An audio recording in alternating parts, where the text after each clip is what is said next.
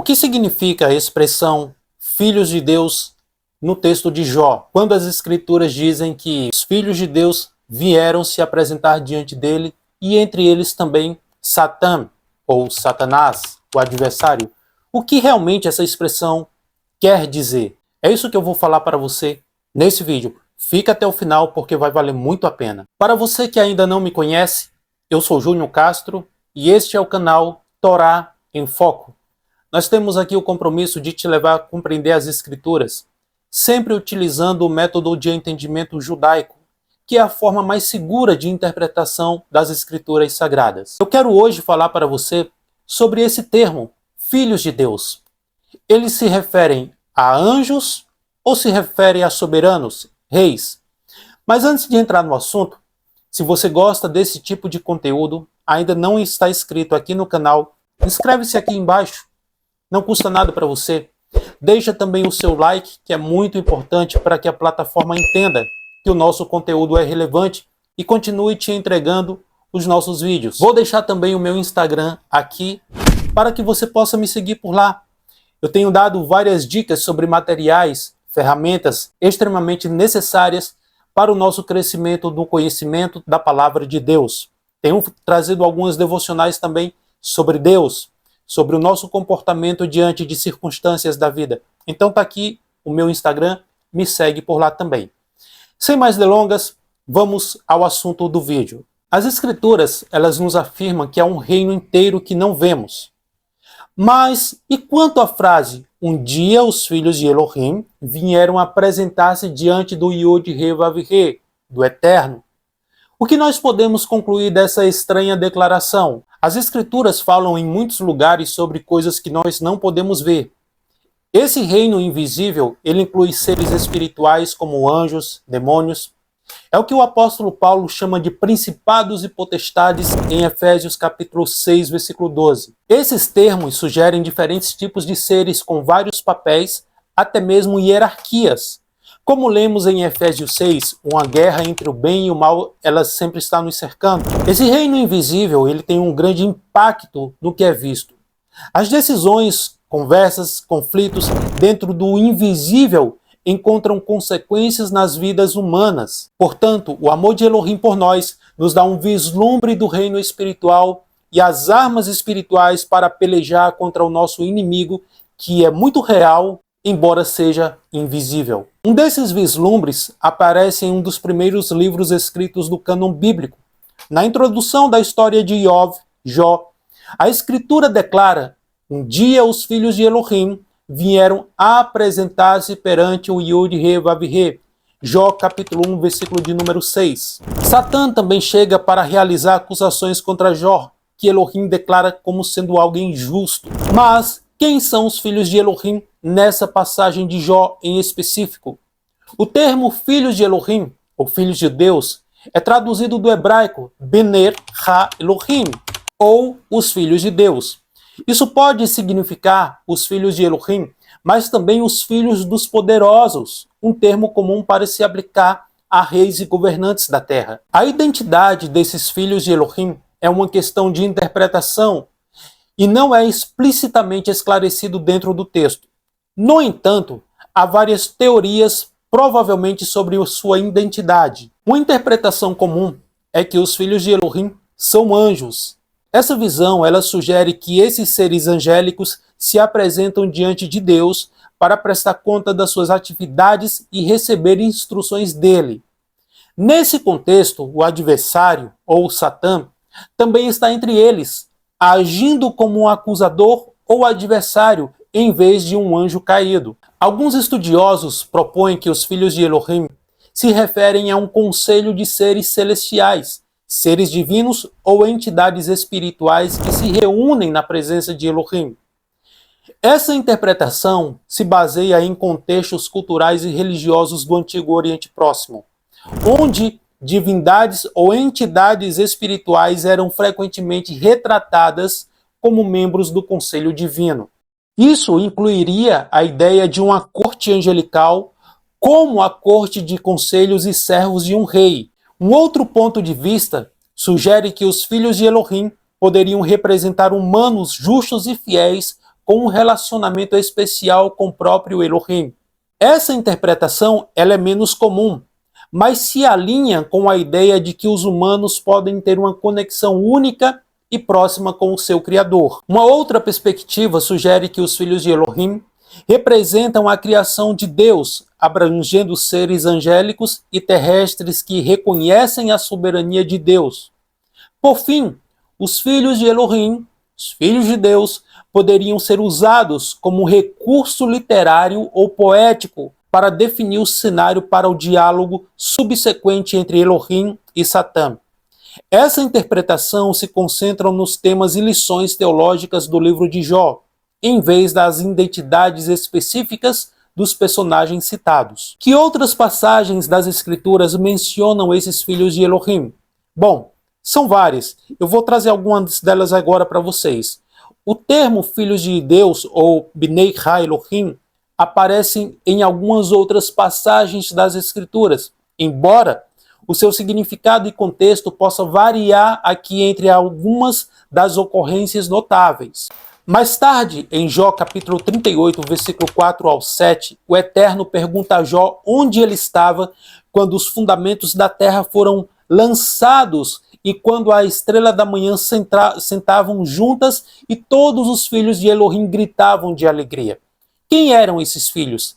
Essa referência sugere a Assembleia Celestial de seres divinos que testemunharam a criação da terra e dos céus. Em Gênesis capítulo 6, versículo do 1 ao 4, apresenta uma interpretação desafiadora e deu origem a vários pontos de vista. Ele descreve os filhos de Elohim tomando esposas das filhas dos homens antes do dilúvio. Alguns interpretam os filhos de Elohim aqui como anjos caídos ou seres divinos que se casaram com humanos, levando uma geração corrupta e perversa, mas essa passagem não é completamente clara quanto a esse tipo de entendimento. Demônios são seres espirituais incapazes de semear outro ser humano. Em outras palavras, os anjos caídos são espíritos que não podem se relacionar sexualmente com seres humanos e gerar filhos. Mas isso é um outro estudo que eu vou trazer em outra oportunidade. Já em Deuteronômio, capítulo de número 32, versículo 8 e 9, o Eterno distribui as nações aos filhos de Elohim. Essa passagem é parte de uma descrição poética da soberania de Elohim sobre as nações e a identidade específica dos filhos de Elohim é debatida entre os estudiosos. No Salmo de número 82, verso 1, descreve Elohim presidindo um conselho divino e julgando entre deuses ou seres divinos. Embora filhos de Elohim não seja usado explicitamente aqui nessa passagem, a imagem de uma assembleia divina, ela se alinha com o conceito de seres celestiais ou entidades espirituais. A interpretação das passagens varia entre estudiosos e teólogos. Alguns as veem como se referindo a anjos, outros como a seres divinos e ainda outros como representações simbólicas de diferentes grupos étnicos. Porque os filhos de Deus estão se apresentando diante do Eterno. Nas Escrituras, há casos em que Elohim envia mensageiros para entregar relatórios ou mensagens sobre o estado das coisas na terra. Essas missões angélicas se comunicam entre o reino divino e a humanidade, muitas vezes transmitindo informações importantes, dando avisos ou revelações. O Rav Shaul, o apóstolo Paulo, fala de como as boas novas do Eterno para o mundo inteiro tornam conhecida a multiforme sabedoria de Elohim aos principados e potestades nos lugares celestiais. Efésios capítulo 3, versículo 10. Paulo também declara ainda que essa revelação da grande sabedoria de Elohim a estes poderes celestiais é parte do propósito do Eterno. E por que Satã aparece com os filhos de Elohim, estando entre eles? O aparecimento de Satã entre os filhos de Elohim, no livro especificado aqui, o livro de Jó, especificamente no capítulo 1, versículo 6, levantou questões e provocou discussões entre estudiosos e teólogos por séculos. Embora as interpretações possam variar, vários insights importantes lançam luz sobre o porquê de Satã ser permitido ao lado dos filhos de Elohim. Uma forma de entendermos isso é analisarmos a teodiceia e o problema do mal. O livro de Jó explora a profunda questão da teodiceia, a natureza do sofrimento e a presença do mal em um mundo criado e governado por um Elohim justo e benevolente. O papel de Satã na história de Jó permite uma exploração teológica da origem do sofrimento e do desafio à retidão humana. Satanás se torna um instrumento através do qual a soberania de Elohim e a realidade do mal, elas são examinadas em paralelo. O teste da confiança e fidelidade de Jó, Elohim permite que Satã teste a confiança e a integridade de Jó. Satanás sugere que a piedade de Jó é motivada por interesses próprios e bênçãos materiais. Ao permitir que Satanás desafie Jó, Elohim demonstra sua confiança na devoção de Jó e assim Deus permite que o patriarca Jó prove a genuinidade da sua confiança. Elohim frequentemente permite que sejamos testados porque ele conhece tanto a força da nossa fidelidade quanto como precisamos crescer através das provações que ele nos permite passar. Nós também podemos falar de guerra espiritual e conflito cósmico. A interação entre o Eterno e Satanás reflete um conflito cósmico mais amplo entre o bem e o mal. A retidão e a rebelião. A narrativa sugere que a humanidade está presa nessa luta cósmica e Jó se torna uma figura significativa nesse drama divino. Nós devemos perceber que nossos problemas ou conflitos aqui na Terra têm uma fonte espiritual mais profunda. Há uma guerra e um conflito no invisível, e o Eterno revela como nossa história estão conectadas a esse conflito celestial. Nós temos um adversário direto, e ele é o próprio Satanás. O termo Satã significa adversário ou acusador. A presença de Satanás na Assembleia Celestial reflete o seu papel como acusador e também como um adversário, desafiando a confiança, a fidelidade e a retidão da humanidade, precisamente daqueles que servem a Deus. Mas o livro de Jó também vai mostrar a soberania e a vitória de Deus sobre o mal. Durante toda a conversa com Satanás, o Eterno está no controle total. Satanás só pode fazer o que Elohim permite que ele faça. Ele não pode ir além disso. Enquanto Jó passa por testes intensos, o Eterno restaura e redime Jó no final de tudo. Elohim traz de volta a abundância à vida de Jó. O Eterno permite que a presença do mal nos teste, nos faça crescer e, finalmente, revele a glória e a bondade do Eterno sobre o mal, nos capacitando a vencer também. Em essência, a aparição de Satanás entre os filhos de Elohim, em Jó capítulo 1, mostra como o Eterno permite que sejamos testados. Mas esses testes são temporários, não duram para sempre. Para aqueles que amam ao Eterno e são chamados de acordo com o seu propósito, ele opera todas as coisas para o nosso bem.